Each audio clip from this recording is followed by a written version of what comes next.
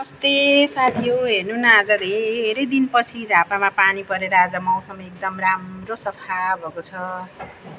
यो पारीपट्टि चाहिँ जुन देखिरहेछ नि पहाड, यो चाहिँ इलाम हो है। इलामतिर पनि आज एकदम सफा भएर मौसम हैन, डाँडाकाँडा देखिरहेछ, रमाइलो देखिरहेछ।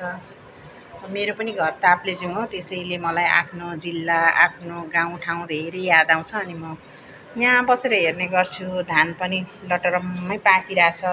अस्तिको पानीले हेर्नु न, धान सोत्तर लडाइरहेछ है। अब यो काट्न धेरै गाह्रो हुन्छ होला। अब आफ्नो त छैन, जे भए पनि पहिले खेती किसान गरेको भएर अब त्यस्तो लाग्छ, गाह्रो हुन्छ हैन लडेको धान काट्नलाई। तर यहाँ त अब जे होस् मेसिन लिएर काट्छन्। अनि मलाई आफ्नो गाउँको घरको याद आउँदाखेरि म यहाँबाट बसेर हेर्ने गर्छु। अनि यो मेरो किचन हो। यहाँनिर मेरो बहिनी, मसँग काम गर्ने बहिनी र म यहाँ काम गर्छौँ।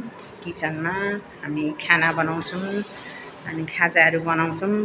हाम्रो यसरी नै दिनचर्या चलिरहेको हुन्छ हैन त बहिनी। यो बहिनीलाई म जिस्काउने गर्छु अनि रिसाउँछिन्, बेला बेला हाँसिन् हो, केही नभन त।